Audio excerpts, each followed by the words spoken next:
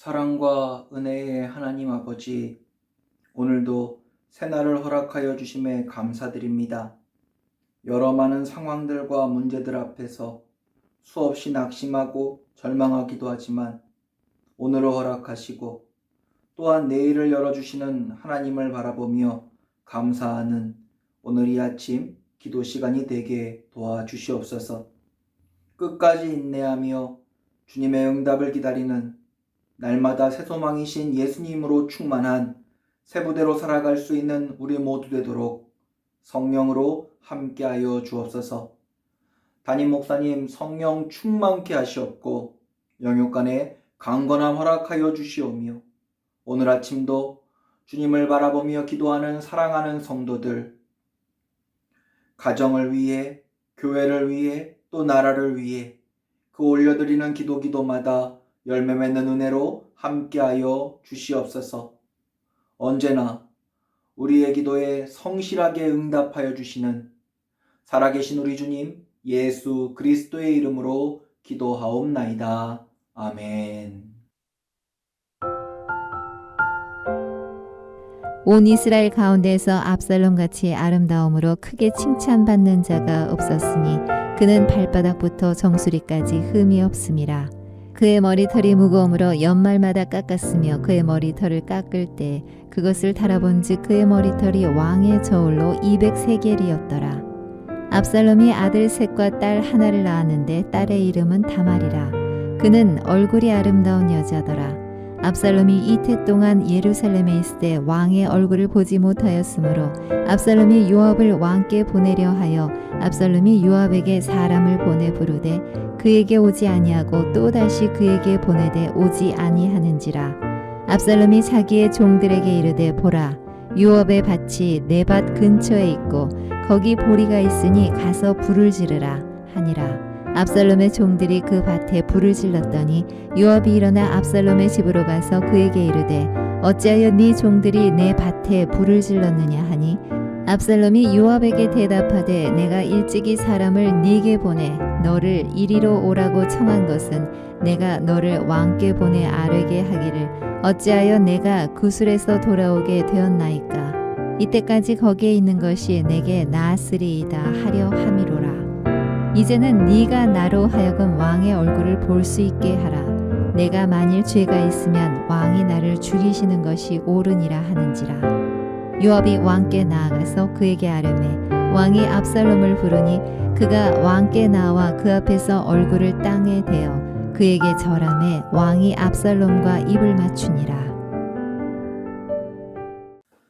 앞서 살펴본 말씀에서 다윗은 죄인이요 동시에 아들인 압살롬을 다시 받아들입니다.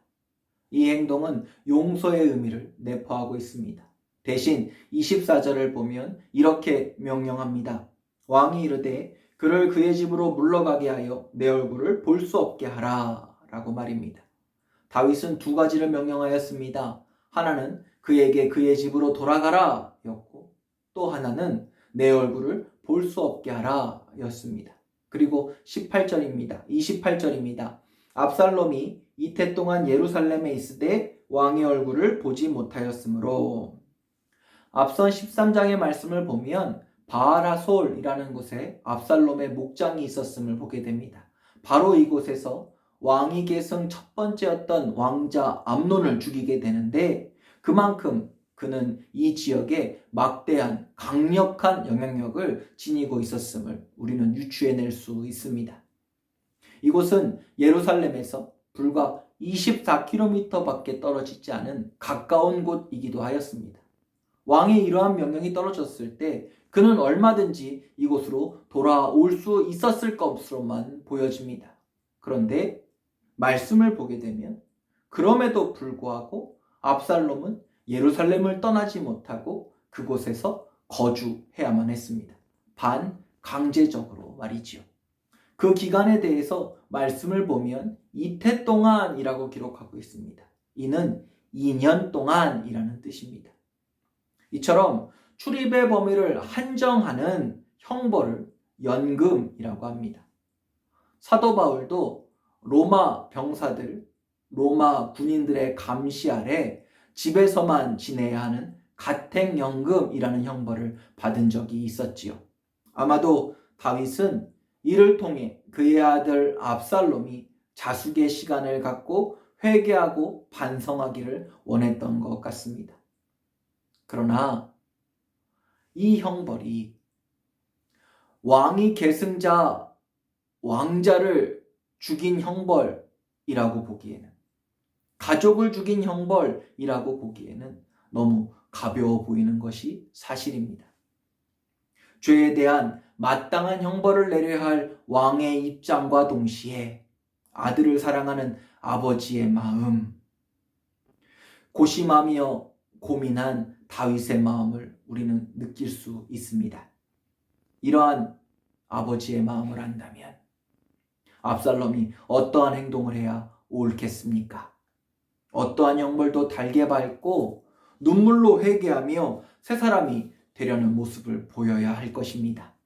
다시 불러주실 그날까지 기다리면서 자숙하며 인내하며 기다려야 할 것입니다. 실제로 앞서서 다윗은 하나님께서 그의 죄를 책망하실 때에 온 대신 앞에서 자신의 죄를 자복하며 눈물로 회개했습니다. 7일 동안 이어지는 그의 간절한 회개에도 선포되어진 형벌, 아들의 죽음은 면해지지 않았지만 그는 오히려 의관을 정제하고 하나님께 경배하며 감사했습니다. 더 큰 형벌을 명하셔도 할 말이 없는 자신의 처지를 잊지 않았기 때문입니다. 오히려 이 일을 타산지석 삼아서 더욱 겸손하게 인내하며 하나님의 긍휼을 기다렸습니다. 그랬더니 하나님께서 그에게 밧세바를 통하여 솔로몬이라는 아들, 이스라엘에 다시 없을, 이스라엘을 굳게 세워줄 훌륭한 아들을 허락하여 주십니다. 압살롬도 이처럼 그 아버지를 믿고 자신과 함께 계신 하나님을 믿고 의지하며 인내하며 기다렸다면 얼마나 좋았을까요? 그러나 그는 이 기간 동안 반성 대신 불평과 원망만 쌓아갔습니다. 도리어 모반을 계획하고 아버지를 제거할 음모까지 꾸미고 맙니다. 천인 공모할 만한 일, 그 만행을 저지를 준비를 하고 있었다라는 것입니다. 그런데 25절입니다.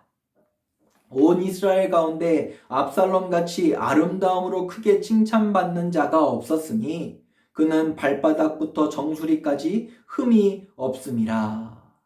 말씀은 이 압살롬에 대해 그 사람들의 평가를 이렇게 기록하고 있습니다. 그는 아름다웠다. 그는 흠이 없었다. 완벽한 사람이었다라는 것입니다. 또 26절에 보면 그의 머리털에 관련된 기록도 등장을 하는데 히브리인들에게 머리털은 용기와 힘의 상징이었습니다. 당시 왕족들은 관례대로 머리카락에 기름과 금가루를 뿌렸었는데 특별히 그 머리털이 무거웠다라는 기록을 통해서 압살롬이 당시 수많은 사람들에게 연모의 대상이었고 흠모의 대상이었다라는 것을 잘 보여주고 있습니다. 무슨 말입니까? 그는 우리가 생각하는 죄인 그 기준과 전혀 동떨어진 사람이었다라는 것입니다. 오히려 누가 봐도 사랑스럽고 본받고 싶고 아름답고 완벽한 세상의 기준과 가치를 충족한 사람으로 보였습니다. 그러나 실상은 전혀 달랐지요. 생각해 보십시오. 아무리 커다랗고 멋있는 양초가 있다 할지라도 그 안에 심지가 없다면 이 양초는 쓸모없는 양초입니다. 바로 쓰레기통으로 직행하게 될 것입니다. 가지는 무성하지만 열매가 없어 결국에는 불에 던져지게 되는 그 나무처럼 유명무실했던 사람, 그 사람이 바로 압살롬이었다라는 것입니다. 왜 하나님께서 외모로 사람을 취하지 아니하시고 중심을 보신다 하셨는지 우리는 오늘 이 압살롬은 좋은 본보기가 되어집니다. 그렇습니다. 인생에 있어서 세상의 기준과 판단보다 더 중요한 그것은 하나님께 합한 마음이 있는지의 여부입니다. 사랑하는 성도 여러분, 오늘 우리는 어떻습니까? 오늘 우리는 무엇을 위해 기도하고 있습니까? 세상의 기준, 평가가 내 인생을 책임져 주지 않습니다. 오히려 그것들은 교만이 되어서 오해와 곡해로 영원히 헤어나오지 못할 올무가 될 수도 있습니다. 오히려 자신의 허물을 깨닫고 그 무엇보다 그것을 크게 여기고 하나님의 긍휼을 깨달아 늘 감사할 수 있는 삶을 살 수 있는 우리 모두가 되기를 소망합니다. 그리하면 하나님께서 책임져 주십니다. 하나님께서 도와주십니다. 하나님이 세워주십니다. 이 놀라운 주님의 증인으로 오늘을 살아가는 우리 모두 되기를 소망합니다. 이 시간 함께 기도할 때에 무엇보다 다윗처럼 하나님을 바라보는 믿음을 주옵소서. 세상의 기준과 가치가 아닌 하나님의 마음에 합한 자로 살아가게 하여 주옵소서. 오늘도 주님의 자녀로서 승리하는 삶을 살게 하여 주옵소서. 이 기도의 제목들을 붙들고 함께 기도하겠습니다.